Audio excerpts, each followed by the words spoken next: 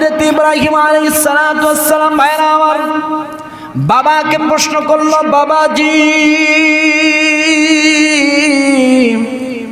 এইগুলো আপনি কি তৈরি করতেছেন, এগুলোর কাজ কি? সঙ্গে সঙ্গে আজর বলল, ও আমার সন্তান, এরা হচ্ছে আমাদের প্রভু, এরা হচ্ছে আমাদের গড, এরা হচ্ছে আমাদের রব। নাউজুবিল্লাহ, জোরে বলেন। হযরত ইব্রাহিম আলাইহিস সালাতু ওয়াস সালাম শোনার পরে বলতে লাগলেন, ও আমার পিতাজি, আজকে আপনি তাকিয়ে দেখেন আমরা আমাদের সমাজে যে সব মানুষগুলো বসবাস করি, যে মানুষটা বেশি আল্লাহওয়ালা, যে মানুষটা বেশি আল্লাহর প্রতি ধৈর্যশীল, আপনি তাকিয়ে দেখেন সেই মানুষটাই আজকে বেশি বিপদের মধ্যে জীবন যাপন করতেছে। আর পক্ষান্তরে দেখেন যারা এগুলো ধার ধারে না, নামাজ রোজা আল্লাহর ভালোবাসার ধার ধারে না, তাদের অনেক টাকা পয়সা, অঢেল সম্পদের মালিক তারা হয়েছে, তাদের কোনো পরীক্ষা নাই, তাদের কোনো রকম কিছু রোগ বালাইও নাই, এমনও আছে না? অর্থাৎ যে ব্যক্তি যত বেশি আল্লাহর নৈকট্য প্রাপ্ত হয়ে যায়, সেই ব্যক্তিটাকে আল্লাহ সুবহানাহু ওয়া তাআলা বেশি বেশি পরীক্ষা করেন। যেমন পরীক্ষা করেছেন হযরত ইব্রাহিম আলাইহিস সালাম। ইব্রাহিম খলিল অর্থাৎ আল্লাহর দোস্ত, তাকে আল্লাহ তাআলা জীবন অনেক প্রকারের কঠিন পরীক্ষায় ফেলিয়েছিলেন।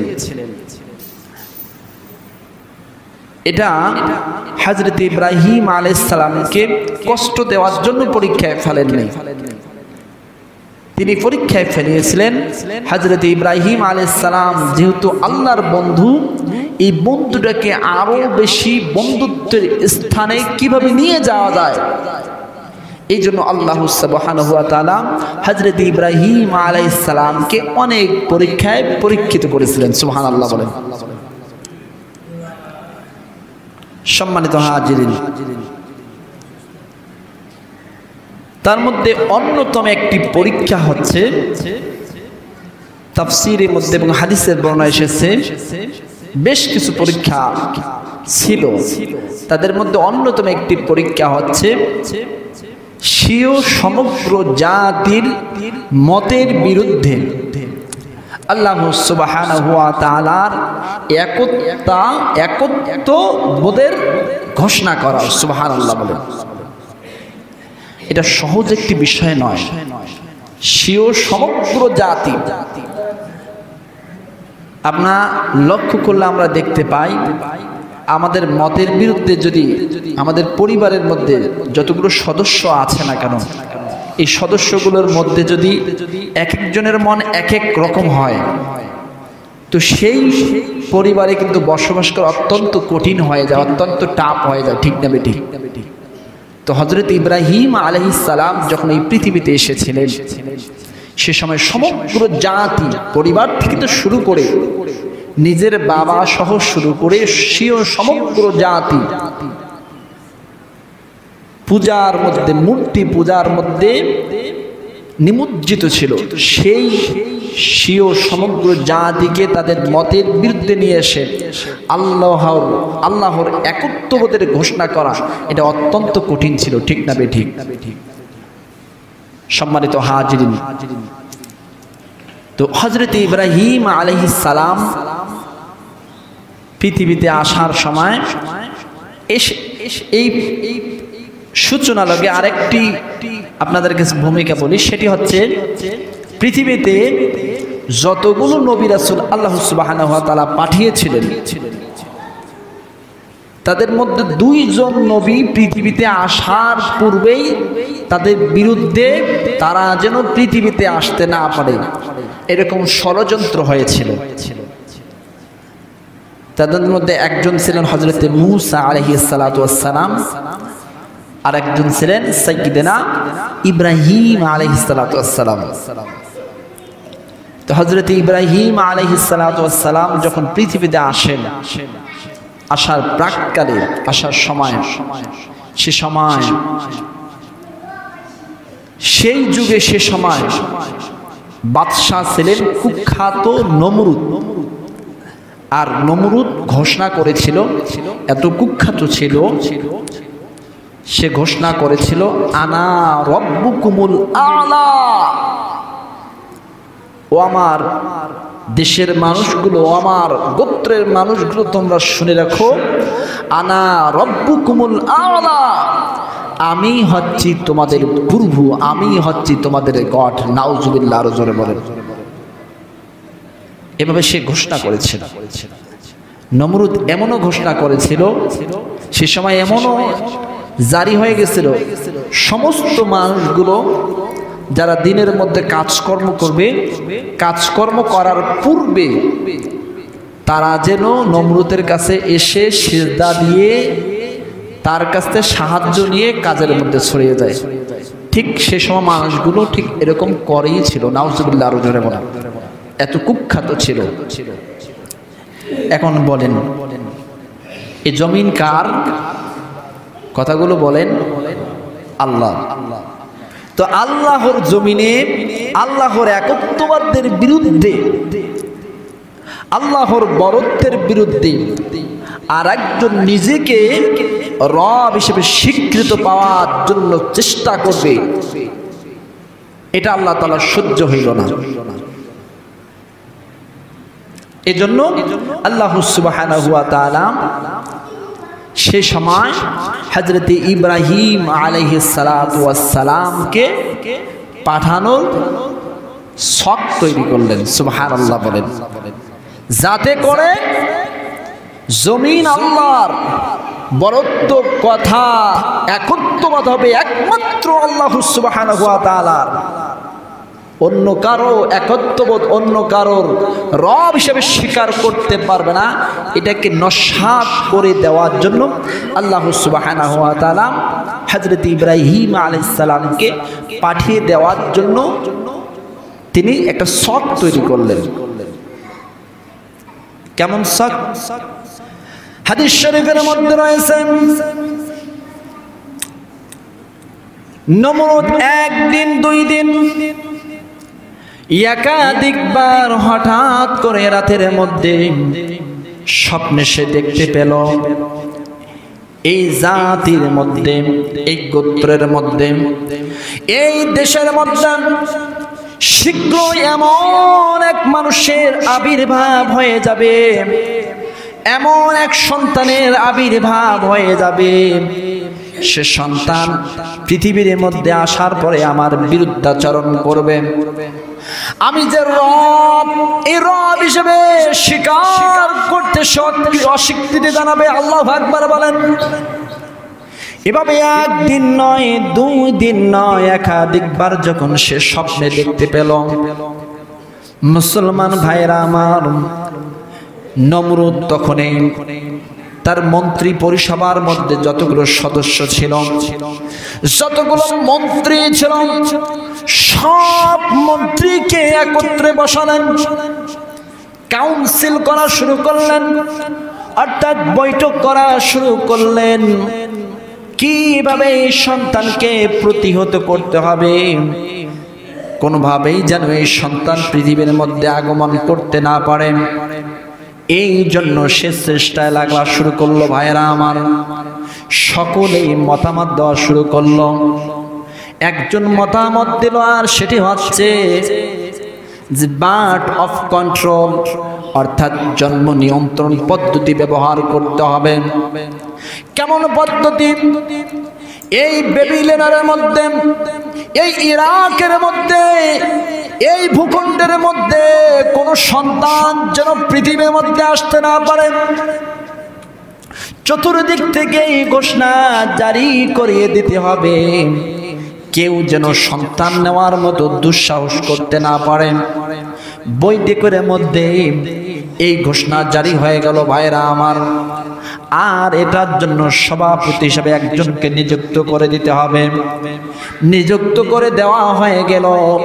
ওই বৈঠকের মধ্যে, ওই বোর্ডের মধ্যে সব থেকে যে চাক্ষুষ মানুষটা আর ইতিহাসের মধ্যে তার নাম হচ্ছে আজর।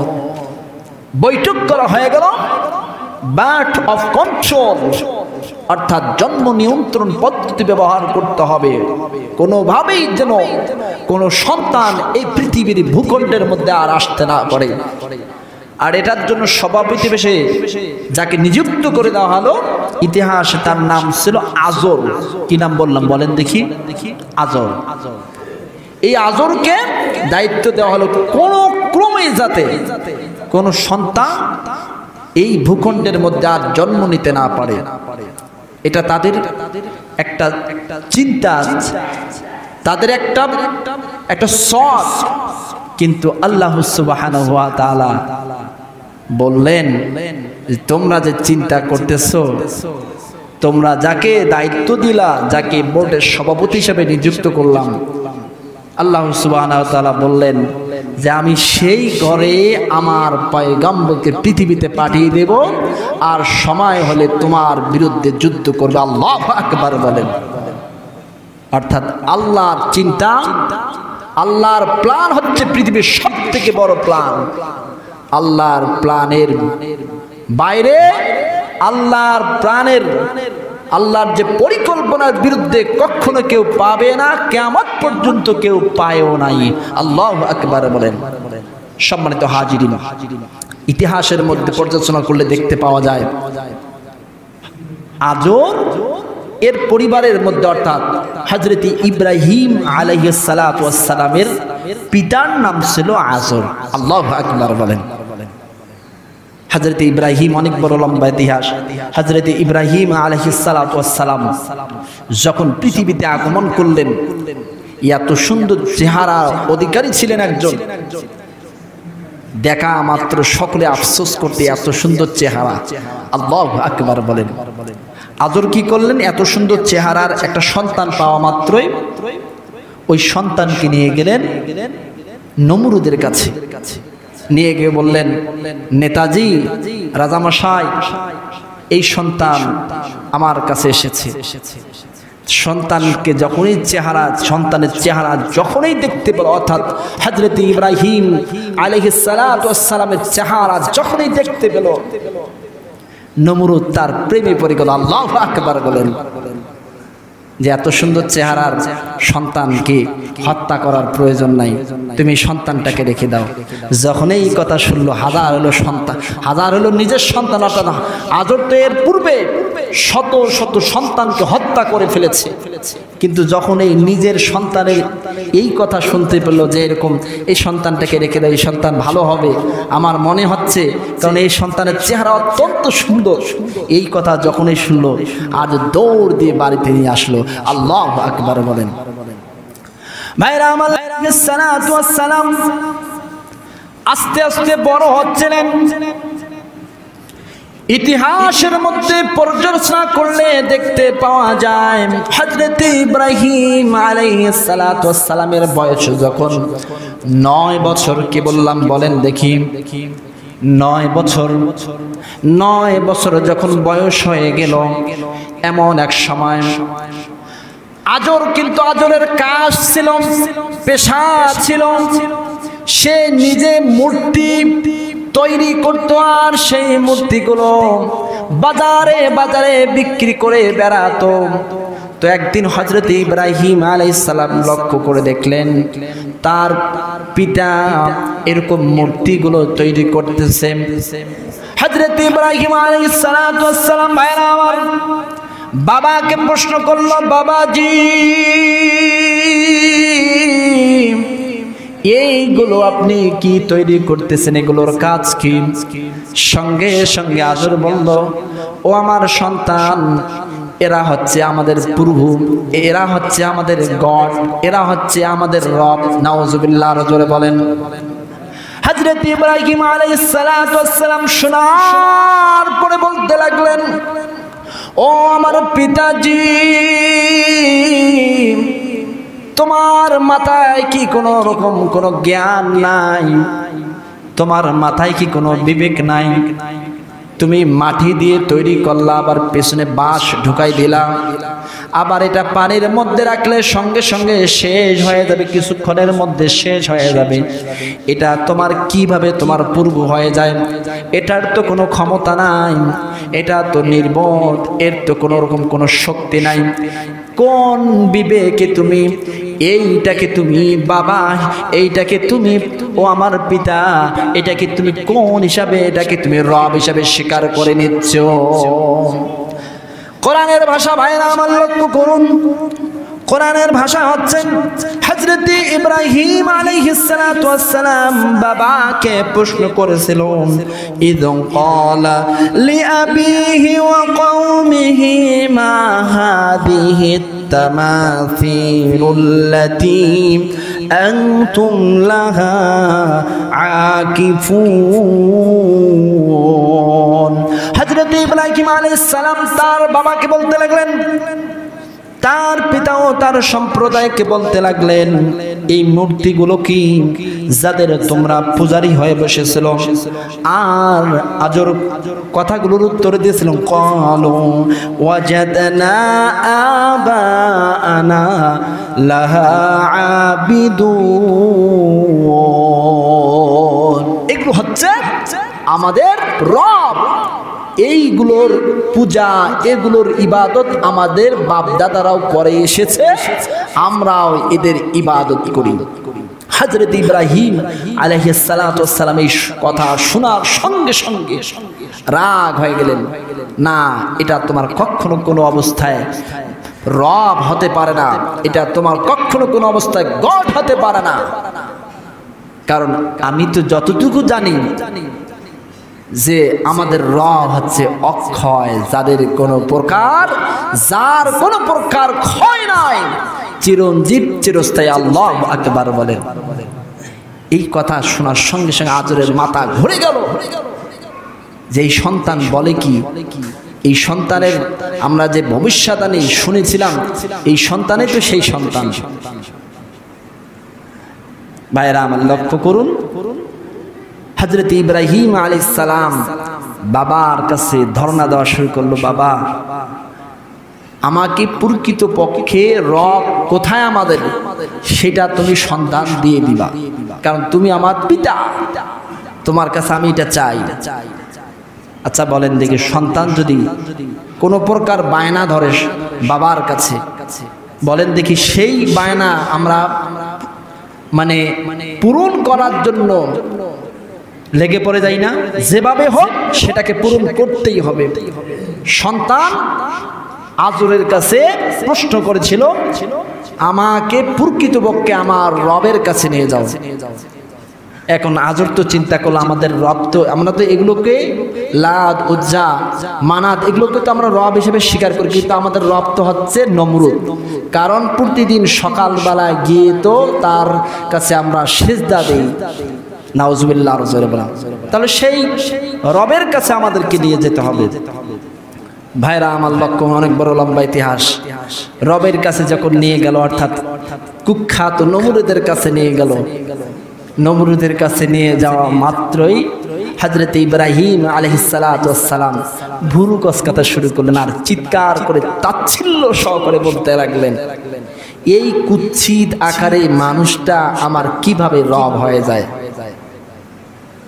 আমি তো দেখেছি পৃথিবীতে যতগুলো দৃশ্য দেখেছিলাম, এর থেকে তো শত শত গুণ দৃশ্যগুলো আমার মনোমুগ্ধকর করেছিল, কিন্তু এই কুৎসিত মানুষটা সৃষ্টি তো এরকম এত সুন্দর হতে পারে না। আল্লাহু আকবার বলেন। এই কথা শোনার সঙ্গে সঙ্গে নমরুদ ক্ষিপ্ত হয়ে গেল, তাকে মারার জন্য হাদিসের মধ্যে বর্ণনা এসেছে, এগিয়ে গেল, তাকে মারার জন্য ধরার জন্য চেষ্টা করতে লাগলো। কিন্তু হাজার হইল মন্ত্রীর ছেলে, মন্ত্রীকে ডাক দিয়ে বলে, তোমার সন্তানকে তুমি বুঝাও, যদি সে না বুঝে তাহলে আমি কঠোর থেকে কঠোর ব্যবস্থা নেব। হাজার হলো মন্ত্রীর ছেলে, এই বলে তাকে ছাড় দিয়ে দিল, বাড়িতে তারাই দিল। ভাইরা আমার, আজও আপনি পৃথিবীতে তাকিয়ে দেখেন, মন্ত্রীর ছেলেরা যারা ক্ষমতাশালীর ছেলেরা রয়েছে, যারা পলিটিশিয়ান, বড় বড় পলিটিশিয়ানের সন্তানেরা আছে, তারা শত শত এরকম তাকিয়ে দেখেন, শত শত অপরাধ করলেও তাদেরকে কোনো প্রকার সাজা দেওয়া হয় না। তো নমরুদ এটা কি করলো? ছেড়ে দিল। হযরত ইব্রাহিম আলাইহিস সালাম তার বাবার সাথে বাড়িতে চলে আসলেন। অনেক বড় লম্বা ইতিহাস, আপনারা শুনেছেন। একদিন এরকম বাজারে মূর্তি বিক্রি করার জন্য গিয়েছিল, মূর্তিগুলো সব মাথাগুলো ভেঙে ফেলে দিয়েছিল। বাড়িতে যখন চলে আসলো, আসার পরে এরকম কান্না করে বলতেছে যে এইরকম তোমার এই পূর্বগুলাকে চড়ে দিয়েছো, মাথার উপরে পুটলির উপরে চড়ে দিয়েছো, আর এই পূর্বগুলো একটা অপরের সঙ্গে যুদ্ধ করে সবগুলার মাথা, সকলের পা, সকলের হাত ভেঙে শুধু আমার চুরমার হয়ে গেছে। আদর তো চিৎকার করে বললো, এই সন্তান তুমি কি বলো? আমার পূর্ব, আমার লাত, উজ্জা, এই মূর্তিগুলো তো কথা বলা তো দূরের কথা, মারামারা তো দূরের কথা, কথাও তো বলতে পারে না, আর এরা কিভাবে মারামারি করবে? হযরত ইব্রাহিম আলাইহিস সালাম সে সময় বলছিলেন, তুমি কোন পূর্বর ইবাদত করো, তুমি কোন পূর্বর দাসত্ব করো, যে পূর্ব যাকে মারলে, যাকে হত্যা করলে, যাকে আঘাত করলে প্রতিহত করার, অর্থাৎ এই আঘাতের যন্ত্রণা দেওয়ারও ক্ষমতা রাখে না, আঘাতের এরকম শাস্তি দেওয়ারও ক্ষমতা রাখে না, তাহলে তুমি এই এরকম একটা নির্বোধ, নির্জার এরকম একটা তুমি পূর্বর কেন তুমি ইবাদত করো? আজরের তো মাথা ঘুরে গেল এই কথাগুলো। বলেন দেখি, এই কথাগুলো শোনার পরে মাথা ঘোরার কথা কিনা? অবশ্যই ঘোরার কথা। ভাইরা আমার, লক্ষ্য করুন, অনেক বড় লম্বা ইতিহাস। সর্বশেষ বলি, এদিকে আজরের তো মাথা ঘুরে যাচ্ছে যে কি করা যায়। সর্বশেষ বিকালবেলা এগুলো ঘটনা ঘটার পরে বিকালবেলা নমরুদের কাছে আসলেন। আসার পরে নমরুদের কাছে ধর্ণা দেওয়া শুরু করলেন, এই সন্তানের সঙ্গে তো আমি পাচ্ছি না, এই সন্তানের সঙ্গে তো আমি যুদ্ধ করে পারতেছি না, এর সঙ্গে তুমি কথা বলতে পারতেছি না, এ কোন রবের স্বীকার করে আমি জানি না, কিন্তু আমাদের বাপ দাদার ধর্মকে সে চুনকালি দিচ্ছে, এমনকি আপনার ধর্মের বিরুদ্ধে কথা বলতেছে। আপনাকে যে আমরা রব হিসেবে স্বীকার করি, তার বিরুদ্ধে ওই সন্তান বারবার আমাকে কথা বলে, এর একটা বিহিত করতে হবে। ভাইরা আমার, নমরুদ আবার বৈঠক বসালেন, যেই সন্তানকে প্রতিহত করতে হবে, একে তো হত্যা করলে সঙ্গে সঙ্গে হত্যা করা যায়, কিন্তু এই হত্যা করার পূর্বে তাকে একটা সুযোগে একটা ওয়ার্নিং দিতে হবে, সেই একটা বুদ্ধি কাটাতে হবে, জেনেও আমার একজন উপাসনা করে, অর্থাৎ আমার ইবাদত গুজারি একজন মানুষ হতে পারে, তাকে একটু চেষ্টা করতে হবে। বৈঠক বসা শুরু করলেন। বৈঠক বসানোর এক পর্যায়ে মুসলমান ভাইরা আমার, সে সময় একজন শয়তান মানুষ ভালো মানুষের বেশ ধরে, অর্থাৎ ভালো মানুষের বেশ ধরে নমরুদের কাছে এসে বললেন, ও আমাদের প্রভু,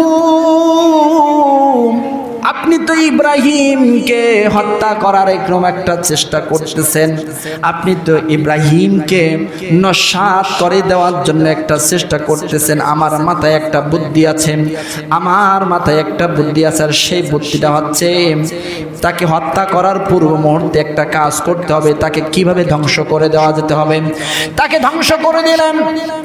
আপনি যদি তাকে ধ্বংস করে দেন, তার কোনো ইবাদত, সে যদি সেই আল্লাহর সেই রবের ইবাদত করে, তার ইবাদতগুলো আর সেই রবের কাছে কবুল হবে না।